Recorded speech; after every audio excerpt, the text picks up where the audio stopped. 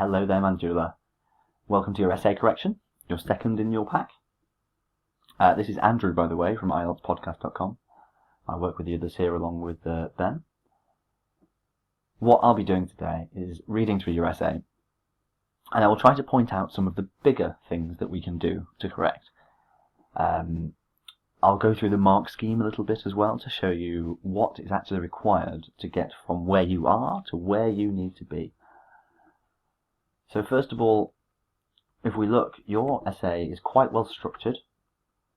Your paragraphs look good sizes. They look like they've been developed fully. This one obviously is more developed than this one, but not to an extent that would cause any harm. This looks fine. So if we begin to read through it, I would say that in all of the, I think you're sort of bordering around the 7 mark at the moment. Yeah.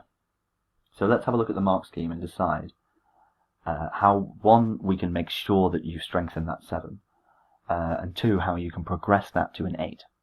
So here is the descriptors for Band 7 and Band 8. So to be in Band 7, you must... Band 7 is basically the start of fully coherent writing. For Band 6, you still have some illogical responses, some underdevelopment, plenty of errors. Everything still makes sense, but it's kind of broken. Once you get to 7, it essentially means that it's all coming together very well, and it's beginning to make a lot of sense. The rules are being followed, so there's a clear central topic with each paragraph. You extend and support every idea that you present. So this is where like the detail starts to come into it. And then in order to get up to the 8 from the 7, it is literally just about reducing the mistakes. Here, you can see supporting ideas may lack focus. There may be some under or overuse. May produce occasional errors in word choice. May make a few errors. So 7 means that you get it all, you do it all, but you do make some mistakes. But it is still good. In order to get to 8, you need to be doing it all with very few mistakes. Only very occasional errors or inappropriacies. Rare errors in spelling and formation. No errors here. No errors here. So no errors, very, very few errors. Here, quite forgiving, still room for error in all 4 categories. But to get up here, reduce errors. So first things first, we're going to strengthen your 7 by going through these. And then in future essays, we will then reduce errors to get you to the 8. So let's have a quick look. Did you address all parts of the task? Did you present a clear position? And did you extend every single idea? Well, I would say, given the length of your paragraphs, that you did, because you stated that okay, so intellectual property laws hinder creativity. So this is what this is about. And let's see if you stuck to it all the way through. It's clear that big records and records allow YouTubers to copy their content because they are aware of the benefits. So what I would do here, because you've started by saying that law hinders creativity, but now you're talking about corporations allowing YouTubers. So we need to make sure we stay consistent. So your last sentence of a paragraph should bring together everything else. And it should really be closely linked to the first sentence, because you've introduced the idea here, expanded it here, supported it here, and then gone back and reiterated it here. So this is all regarding the central idea that copyright laws limit creativity. So yeah, we need to make sure that this flows all the way through and is consistent from beginning to end. Most of the rules and regulations thwart people. Okay, so this is another, so you strongly disagree. Cool. Or you strongly believe that copyright law limits creativity because you've done 2 body paragraphs that say copyright laws are bad, which is great. Legal cartels.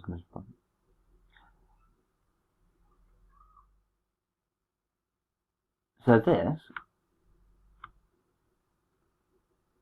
it's a bit extreme. You're saying that all of these authorities are controlled by legal cartels and companies for profit. Now that's an overstatement, and it has no evidence behind it. If you want to say something like that, you're going to have to prove it. Any strong statement whatsoever needs to be supported.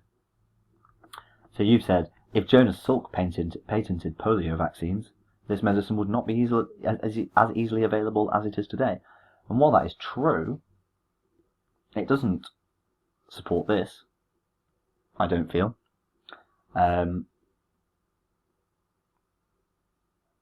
also, it's not really related to this either. So if you want two examples, if you strongly agree and you want two examples of why copyright laws hinder creativity, you need to find two very specific things that represent that. So I like this.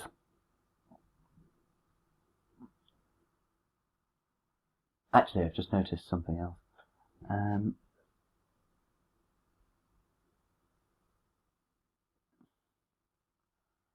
So this here, YouTube does block the use of copyright material. You cannot use videos from YouTube as your own. It is against the law. It is illegal. There are videos released under the Creative Commons license, which mean that you can, in some cases, use them freely. But generally speaking, you cannot take things from the internet and use them as your own. You will be punished for it, or you will be prosecuted for it eventually. You cannot copy other people's material.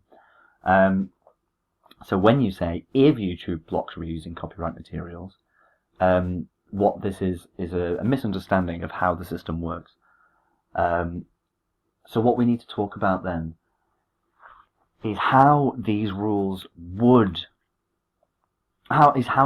hinder people. How does the fact that somebody can't copy hinder creativity? Because copying is not very creative, is it? Copying is actually the antithesis of creativity. Copying is literally the opposite of creativity. So bringing focus to the ideas, making sure that the paragraphs are consistent all the way through, will win you many, many, many more points there. So when you do plan your essay, plan it based on the ideas you intend to talk about in your body paragraphs. Copyright is bad, copyright is good, or both bad. But make sure that you choose one idea for each paragraph, and then that you fully support and extend that one idea. I do have an example that I can show you. If we have this question here, what I did here was just ask a question that's very simple to decipher. Some people think that eating pizza every day is great, while others disagree. Cool. So, what do we need? So, I planned the body paragraphs first. I decided that I strongly disagree, that eating pizza every day is dangerous. So how do I represent that idea?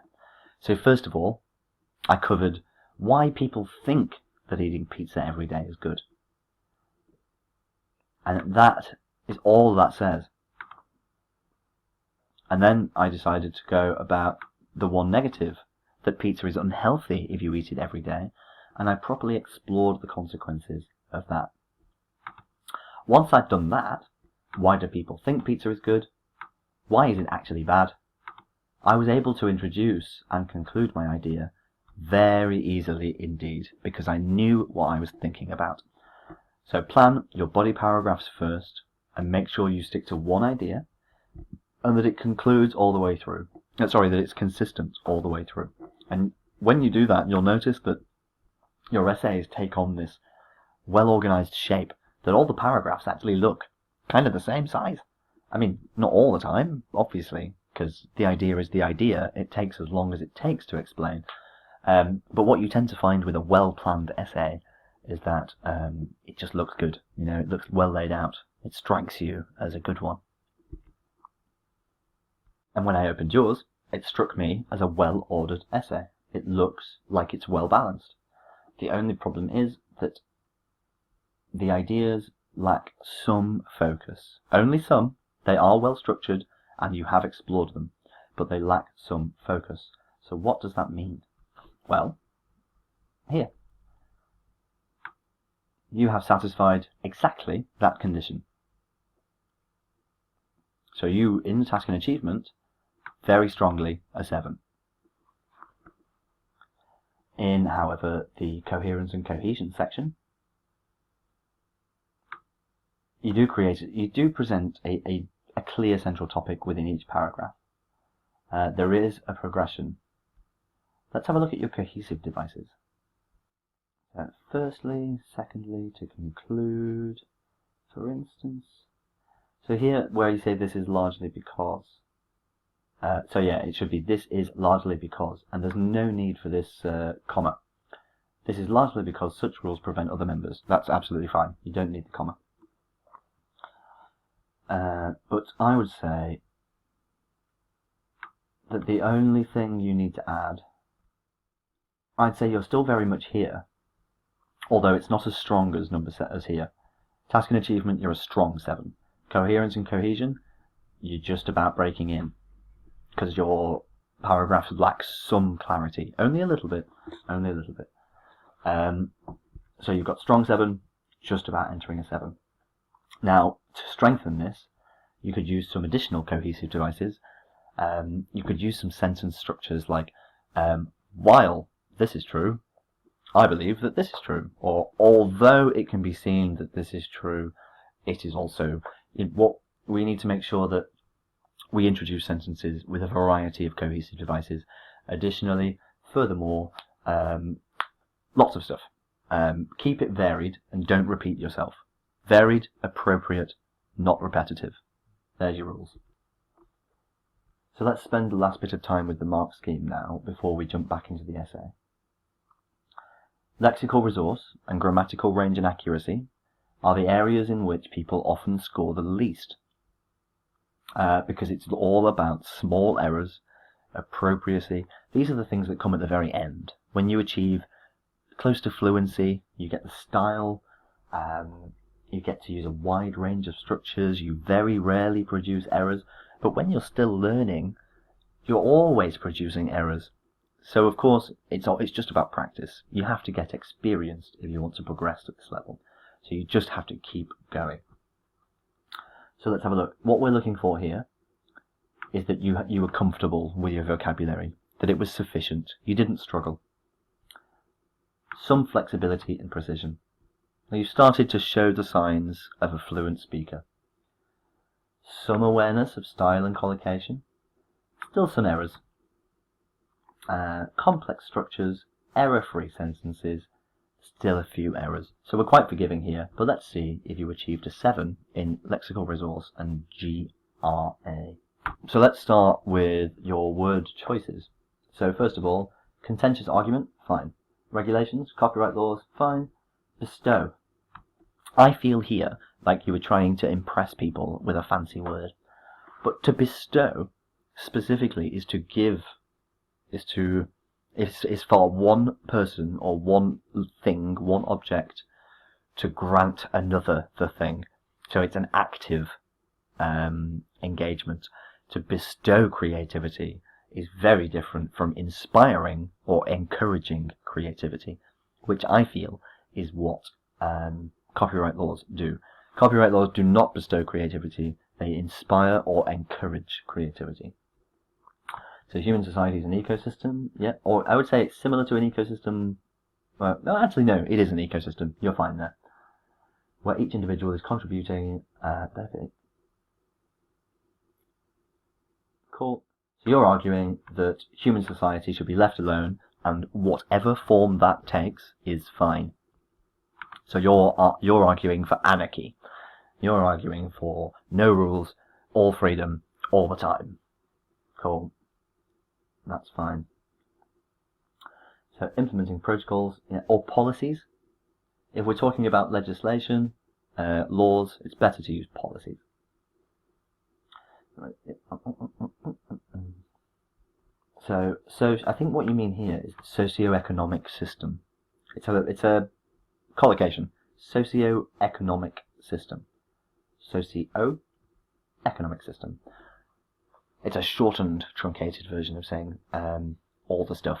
You know, all the money, all of the human interactions, all of the microeconomic principles that interact, all that stuff is the socio-economic system. It is hoped that in the future rules will be implemented in a progressive manner to protect the society, but not to benefit a few. I'd say and, not only to benefit a few. But so your word choice is good. You do have some flexibility in style. I would say you're starting to show the signs of an 8. The problem here is that you're still showing some errors in word formation. So while you're choosing the correct words, you may not be giving the correct forms. Let's have a look where that is true. So this is kind of a combination of grammar and lexical resource scoring. So if we look here at the bottom, rules and regulations are limiting. So what have we done here? We have used the present continuous. We've used the gerund, limiting. So now our sentence has to remain consistent. All other tense conjugations must also be using present continuous. So if rules and regulations are limiting human creativity, then they are impacting the socio-economic system. Undesirably impacting. So I know that that's a grammar thing, but it feeds into word formation as well, because it can then have knock-on effects on other things. Let's have a look at another one. Again here, each individual is contributing to the system, and we've slipped out again. We've gone from present continuous tense to past tense. Each individual is contributing to the system and benefiting from it. This should not be controlled by enforcing laws. See, there we go. So each individual is contributing and benefiting. Because you're applying both of these verbs to this, each individual contributing and benefiting. But then, on this verb applies to this. So we can quite happily then use that tense. These should not be controlled by enforcing laws. Cool. Wonderful. So basically, given that you are selecting good words, but forming them ever so slightly incorrectly, that will keep you further down. So make sure that you use the correct form of every word that you choose. It's about being appropriate and accurate, choosing your correct forms. But then again, there aren't that many errors. Let's have a look for grammatical errors and see if we can find something else. So this shows that such implementation of laws is not for the benefit of the common. This is a truncated sentence. Because it stems from the lack of coherence and consistency throughout this paragraph. It means you've struggled to properly then express the idea at the end. So I think once we get the earlier parts I spoke about down, these will all come together. But one thing I find that helps, if you struggle with prepositions, pronouns and articles, which you don't really, there's only like a couple of errors in that here, but reading and listening is a wonderful way to practice that, because it helps your brain to spot the patterns. When do people use from? When do they use of? When do they use the? All of these things. It just needs time for your brain to notice. So get in some reading and some listening. And I suppose just strive to reduce your errors and increase focus. That would be my advice. So then we move on to your task 1, your letter, which generally speaking, they don't need quite so much work. The letters tend to be quite good. So let's have a quick run through. Dear Sir, Madam, this is in reference to, the phrase is, you can say with reference, but there's the more common phrase is, this is in reference to. This is in reference to the letter regarding my absence for the second semester examination. I'd say which has case number 10023. I, comma. If you want to use your name in that form, I, such a body, student number, you must separate the I from the name with a comma, because it says, it's a pause. I, Andrew DeVille, student number 27934 would like to apologise. So it's just about getting those pauses in there properly. I, Andrew DeVille, would have a comma. Would like to apologise for being absent from the exam. Again, for the exam is actually kind of okay, but you were absent from the exam is the better way to say it. I feel that I should inform you. This isn't correct. Pleased to be informed is not. It doesn't work. So we could say, I would like to inform you, or I feel the need to inform you, or I feel that you should be informed. Any of those are good. Hence, I could not attend the exam. I was suffering from a severe migraine on the day, but I did not go to the doctor because I was feeling better after only a few hours. Therefore, I do not have a medical report as evidence. You don't need that there. Evidence is can be referred to as that, as evidence. I do not have a medical report as evidence. I obtained, so you need to talk in past tense there because you've already got it, so you can use any of them. I have obtained, I obtained, or I did obtain. Any of them are good. From my house warden of the hostel, and I would just say it is attached herewith. But herewith is spelt like this. But you could also use herein. Herein I have attached. Wonderful. I was suffering with the same. I would say, I think what you're trying to say there is I have been suffering with the same for the last year, and I have attached my historical medical reports for your kind consideration. See, that's good. But here, I have been suffering with this. I have been suffering from the same for the last year. I have been suffering for the I keep saying it wrong. I have been suffering from the same for the last year. I kindly request that you grant me, say, permission. Grant me permission. What are we granting them? Grant me permission to sit the exam with the next batch of students. Specify. I am looking forward to hearing from you. Thanks and regards, Manjula. Yeah, cool. So, smaller mistakes there. But bear in mind, the much more grander, I would concentrate on the grand scheme of things on the previous correction. Go through, have a good look at the mark scheme that I showed you in the video. Consider how you can improve yourself against that mark scheme. And then get us your next essays in, and we'll do the same again, and we'll hopefully make as much progress as we possibly can and get you up to that level 8. So thank you once again. I'll speak to you very, very soon.